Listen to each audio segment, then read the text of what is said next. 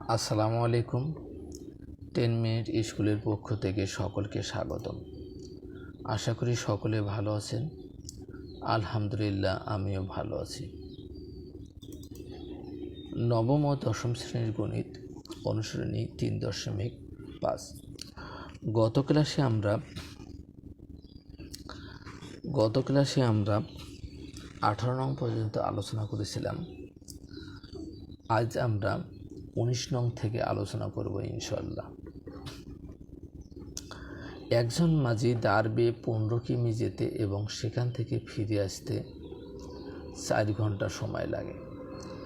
অর্থাৎ একটা মাঝি একটা নির্দিষ্ট পথ 15 কিলোমিটারে চলে গেছে, আবার ওই জায়গা থেকে আসতে 4 ঘন্টা, ফিরে আসতে 4 ঘন্টা সময় লাগছে। যেহেতু আমরা প্রথমে দেখতেছি সময় বেশি কিলোমিটার পথ, যে 15 কিলোমিটার পথ, এটা হলো নির্দিষ্ট। এটা যেতে গিয়েছে, যাওয়ার সময় কত সময় লাগছে এখানে দেওয়া নেই, কিন্তু যখন ফিরে আসছে তখন 4 ঘন্টা সময় লেগেছে। সে স্রোতের অনুকূলে যতক্ষণে 5 কিমি যায়, স্রোতের প্রতিকূলে ততক্ষণে 3 কিমি যায়। দাঁড়ের বেগ ও স্রোতের বেগ নির্ণয় করো। যেহেতু আমাদের দাঁড়ের বেগ এবং স্রোতের বেগ দেওয়া নেই, আমরা ধরি দাঁড়ের বেগ ঘন্টায় x কিমি এবং স্রোতের বেগ ঘন্টায় y কিমি। তাহলে আমরা স্রোতের অনুকূলের বেগ আমরা কি জানি? নৌকা বা দাঁড়ের বেগ যোগ স্রোতের বেগ। তাহলে আমরা কি লিখতে পারি? x + y kilometre. এবং স্রোতের প্রতিকূলের বেগ ঘন্টায় আমরা কি লিখতে পারি? x - y kilometre. এখন আমরা স্রোতের অনুকূলে, ঠিক আছে, দাঁড় বেয়ে উনি কী করছে? 15 কিমি গেছে। ঠিক আছে, প্রথমে কি গেছে? 15 কিলোমিটার গেছে। আমরা এটার সাথে কথা বলবো যে কি 15 কিমি যায়, অর্থাৎ কত? এটা কি অনুকূলের বেগ আমরা যদি মনে করি, তাহলে কি অনুকূলে গেছে, চলে গেছে, তখন কি হবে আমাদের? আমরা এটা অনুকূলীয় বের করব, প্রতিকূলীয় বের করব। অর্থাৎ কি x + 1 কিমি যায় কত? ঠিক আছে, আমরা কি লিখবো এখানে? x + 1 কিমি গেছে 1 ঘন্টায়, অর্থাৎ 1 কিমি যাবে 1 ভাগ কত? x + y, অর্থাৎ 15 কিলোমিটার পথ যাবে কত? 15 গুণন 1 / কত? x + y। এগুলো আমরা শর্টকাটে জাস্ট এখানে লিখে দিয়েছি, তা না হলে আমাদের অঙ্কটা অনেক বড় হয়ে যাবে। আমরা তাহলে কি লিখতে পারি? প্রশ্ন মতে 15 / x + y যোগ 15 / x - y। তাহলে কত ঘন্টা সময় লেগেছিল? 4 ঘন্টা। এটা আমরা কি দিলাম? 1 নং সমীকরণ। আবার দ্বিতীয়টাই কি বলছে? স্রোতের অনুকূলে যতক্ষণে 5 কিলোমিটার যায়। তাহলে আমরা কি লিখব? স্রোতের অনুকূলের বেগ আমরা বের করছিলাম x + y। তাহলে আমরা 5 দ্বারা x + y, 5কে x + y দ্বারা ভাগ করব, সমান সমান ততক্ষণে প্রতিকূলে 3 কিলোমিটার যায়। অর্থাৎ আমরা কি লিখব? এই যে 3 কিলোমিটার প্রতিকূল ছিল, আমরা প্রতিকূলের বেগ বের করছিলাম x - y দ্বারা ভাগ করব। এটা আমাদের কি 2 নং সমীকরণ। এখন আমরা আর গুণ করেছি। 5 আর x - 1 গুণ করলে 5x - 5y সমান সমান 3x + 3y। এখন এই 3xটা প্লাস ছিল বাম পাশে কি হয়েছে? মাইনাস। 5x - 3x সমান সমান 3y মাইনাস ছিল প্লাস 5y। তাহলে 5টা এক্সের থেকে যদি 3টে এক্স যায়, 2x সমান সমান কত? 5 আর 3 8y। এখন 2 গুণন ছিল, ডান পাশে গিয়ে কী হয়েছে? ভাগ হয়েছে। তাহলে কত? 4 দুগুণে 8, কত থাকলো? 4y। এটা আমাদের কি 3 নং সমীকরণ। x সমান সমান কত? 4y। 3 নং থেকে x এর মান আমরা 1 নং সমীকরণে বসাবো।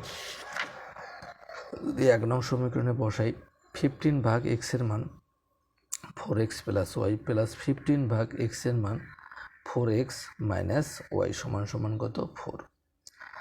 তাহলে 15-এর জায়গায় 15 আছে, 4 রেখে 5 যোগ 15 ভাগ 4টা y থেকে একটা y গেলে কত থাকে? 3টা y সমান সমান আমরা কি লিখতে পারি? আমরা এখানে ভাগ করেছি 3 × 5 = 15 আবার 3 5 15, 3 ভাগ ওয়াই প্লাস 5 ভাগ ওয়াই সমান 4। ওয়াই আর ওয়াই লসও কত হবে? ওয়াইকে ওয়াই 3 অক্ষে 3, ওয়াইকে ওয়াই 5 অক্ষে 5 সমান কত? 4। আমরা যদি আর গুণ করি তাহলে আমরা কত পাবো? 4y সমান কত? 8, বা ওয়াই সমান 4 গুণন ছিল, ডান পাশে গিয়ে কি হয়েছে? ভাগ হয়েছে। 4 দুগুণে 8, অতএব ওয়াই সমান কত? 2। এখন ওয়াই এর মান আমরা কি করব? ওয়াই এর মান আমরা 3 নং যে সমীকরণ বের করেছিলাম এখানটা আমরা বসাই দেব। ওয়াই এর মান 3 নং সমীকরণে বসাই। x সমান কত? 4 × 2, 4 দুগুণে কত? 8। তাহলে আমরা আমরা লিখছিলাম দ্বারের বেগ, আর ওয়াই আমরা কি ধরছিলাম? স্রোতের বেগ। তাহলে আমরা কি লিখতে পারি? অতএব দ্বারের বেগ ঘন্টায় 8 কিলোমিটার এবং স্রোতের বেগ ঘন্টায় 2 কিলোমিটার। এই দুটো আমাদের কি অ্যান্সার হবে। ঠিক আছে, এরপর আমরা পরের যে অঙ্কটা আছে কত? 20 নং। 20 নং অঙ্ক আমাদের কি ছিল?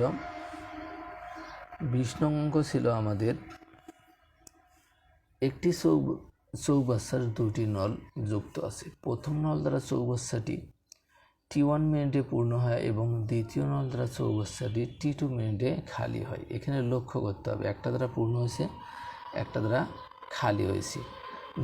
নল দুটি একত্রে খুলে দিলে খালি চৌবাচ্চাটি কতক্ষণে পূর্ণ হবে? যদি আমরা একসাথে খুলে দিই, একটা দিয়ে পানি প্রবেশ করতেছে অর্থাৎ পূর্ণ হতেছে, আর একটা নল দ্বারা চৌবাচ্চাটি খালি হচ্ছে, তখন আমাদের সময় কতটুকু লাগবে? এই সময়টুকু আমরা বের করব।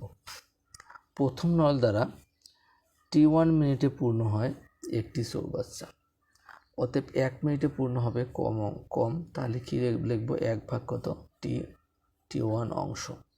আবার দ্বিতীয় নল দ্বারা T2 মিনিটে খালি হয় একটি চৌবাচ্চা। দ্বিতীয় নল দ্বারা কি হয়েছে? খালি হয়েছে, অতএব দ্বিতীয় নল দ্বারা 1 মিনিটে খালি হবে 1 ভাগ কত? T2 অংশ, অর্থাৎ কম অংশ হবে। এখন প্রথম ও দ্বিতীয় নল দ্বারা 1 মিনিটে পূর্ণ হবে। ঠিক আছে, প্রথম ও দ্বিতীয় নল দ্বারা 1 মিনিটে পূর্ণ হবে। আমাদের কি, যেহেতু প্রথম নল দ্বারা পূর্ণ হয়েছে আর দ্বিতীয় নল দ্বারা কি হয়েছে? খালি হয়েছে, আমরা সেহেতু কি করব? 1 ভাগ T1 মাইনাস 1 ভাগ T2। কেন আমরা মাইনাস লিখছি? এই সময়টা যে এই অংশটা 1 মিনিটে কি হয়? খালি হয়ে যায়। তাহলে T1 আর T2 লসাগু আমরা কি জানি? T1 × T2। তাহলে আমাদের কি হবে? T1 দ্বারা T1 মাইনাস T2 ভাগ করলে আমরা T2 পাই, মাইনাস T2 দ্বারা T1 মাইনাস T2 ভাগ করলে আমরা T1 পাই, T1 ওকে T1। তাহলে এই অংশটা পূর্ণ, প্রথম ও দ্বিতীয় নল দ্বারা এই অংশটা পূর্ণ হবে 1 মিনিটে। তাহলে আমাদের এক অংশ পূর্ণ হতে পারে, এক বা সম্পূর্ণ অংশ পূর্ণ হয় কয় মিনিটে? আমাদের অ্যান্সারটা বের হয়ে যাবে। প্রথম ও দ্বিতীয় নল দ্বারা T2 minus T1 divided by T1 T2 অংশ পূর্ণ হয় 1 মিনিটে।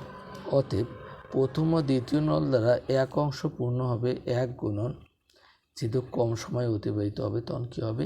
এই T1 T2 উপরে যাবে আর T1 মাইনাস T2 নিচে আসবে, সমান কত? T1 T2 divided by T1 minus T2 মিনিটে। আমাদের অ্যান্সার কী দাঁড়ালো? T1 × T2 divided by T2 minus T1 মিনিটে। এরপরে আমরা 21 নং অঙ্ক আলোচনা করব। একটি নল দ্বারা 12 মিনিটে একটি চৌবাচ্চা পূর্ণ হয়, অপর একটি নল দ্বারা 1 মিনিটে তা থেকে 15 লিটার পানি বের করে দেয়। অর্থাৎ একটা নল দ্বারা 12 মিনিটে পূর্ণ হয়, অপর একটা নল দ্বারা 1 মিনিটে 15 লিটার পানি বের হয়ে যায়। চৌবাচ্চাটি খালি থাকা অবস্থায় দুটি নল একসঙ্গে খুলে দেওয়া হলো এবং চৌবাচ্চাটি 48 মিনিটে পূর্ণ হলো। চৌবাচ্চাটিতে কত লিটার পানি ধরে? এখন আমাদের কি চৌবাচ্চাটিতে কত লিটার পানি ধরবে এটা আমাদের বের করতে বলছে। আমরা কি করলাম?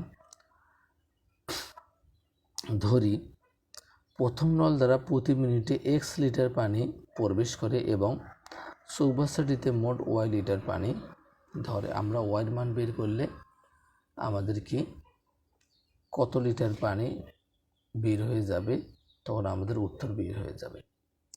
এখন প্রথম নল দ্বারা 12 মিনিটে খালি চৌবাচ্চাটি পূর্ণ হয়। তাহলে আমরা এখানে প্রতি মিনিটে x লিটার পানি প্রবেশ করছিল, তাহলে 1 মিনিটে যদি x লিটার পানি প্রবেশ করে, তাহলে 12 মিনিটে কি 12x লিটার পানি প্রবেশ করবে, এটা আমরা লিখেছিলাম। ঠিক আছে, যেহেতু আমরা ধরছিলাম কি x লিটার, তাহলে কি প্রতি মিনিটে যদি x লিটার হয়, তাহলে 12 মিনিটে কি 12x লিটার পানি ঢুকবে। আর টোটাল তাহলে এই যে 12 মিনিটে চৌবাচ্চাটি যে পূর্ণ হয়, তাহলে ওটা কার সমান হবে, y সমান। তাহলে আমরা কি লিখতে পারি, y সমান সমান কত, 12x। আবার দ্বিতীয় নল দ্বারা 48 মিনিটে চৌবাচ্চাটি খালি হয়। এখন এখানটা আমরা কি করব, 48 মিনিটে মানে এইখানটায় আমরা কি করব, যেহেতু প্রতি মিনিটে, ঠিক আছে, x লিটার করে পানি আমাদের কি প্রবেশ করানো যায়, তাহলে 48 মিনিটে কত হবে, 48x। আবার এখানে কি বলছিল আমাদের অঙ্কে, 15 লিটার পানি বের করে দেয়। 1 মিনিটে 15 লিটার পানি, 1 মিনিটে যদি 15 লিটার পানি বের করে দেয়, তাহলে 48 মিনিটে 48 গুণন 15 লিটার পানি বের করে দেবে। আমরা শর্তানুসারে লিখছি ওয়াই, এটা প্রবেশ করলো আর এটা কি বের হলো। তখন আমাদের কি হবে, যেটা ঢুকতেছে ওখানে থেকে আমরা যেটা বের হতেছে চৌবাচ্চা থেকে পানি, ওটা মাইনাস করবো। মাইনাস করলে কত হবে, টোটাল যে পানিটা ঢুকবে অর্থাৎ y লিটার বের হয়ে যাবে। অতএব y সমান সমান 48x মাইনাস 48 ইন্টু 15, 2 নং সমীকরণ। 1 নং সমীকরণ থেকে আমরা কি পাই, এই এক্সের সাথে 12টা গুণন ছিল, ভাগ হয়ে গেছে, 3 নং সমীকরণ। এখন 3 নং থেকে এক্স এর মান আমরা 2 নং সমীকরণে বসাবো। তাহলে y সমান সমান 48 ইন্টু এক্স এর মান কত আমরা বসাবো, y ভাগ 12 মাইনাস কত, 48 ইন্টু 15। তাহলে আমরা 4 12 48, 4 অক্ষে 4 মাইনাস কত, 48 ইন্টু কত, 15। তাহলে এইখানটায় আমাদের কি ছিল, 4y প্লাস ছিল, ডান পাশে গিয়ে কি হয়েছে, মাইনাস হয়েছে, সমান সমান কত, মাইনাস 48 মাইনাস 15। তাহলে 4টা ওয়াই থেকে একটা ওয়াই গেলে 3টে ওয়াই, মাইনাসের 3টে ওয়াই সমান সমান 48 ইন্টু 15। উভয় পক্ষে আমরা মাইনাস সাইন কেটে দিয়েছি। তাহলে 3টা গুণন ছিল, ডান পাশে গিয়ে কী হয়েছে, ভাগ হয়েছে, 3 পাশে 15, 5 দ্বারা যদি আমরা 48কে গুণন করি কত হবে, ওয়াই সমান সমান কত, 420 লিটার, অর্থাৎ কত, 5 8 40 শূন্য, 4 পাশে 20 আর 4 24। সুতরাং চৌবাচ্চাটিতে মোট 224 লিটার পানি ধরে। অ্যান্সার আমাদের কত হবে, 240 লিটার। সকলের শারীরিক সুস্থতা কামনা করে আজকের মতো এখানেই শেষ করতেছি। দেখা হবে আবার আগামী ক্লাসে নতুন নতুন কিছু অঙ্ক নিয়ে। এই পর্যন্ত সকলেই সুস্থ থাকবেন, ভালো থাকবেন, এই আশাবাদ ব্যক্ত রেখে আজকের মতো এখানেই শেষ করতেছি। আল্লাহ হাফেজ।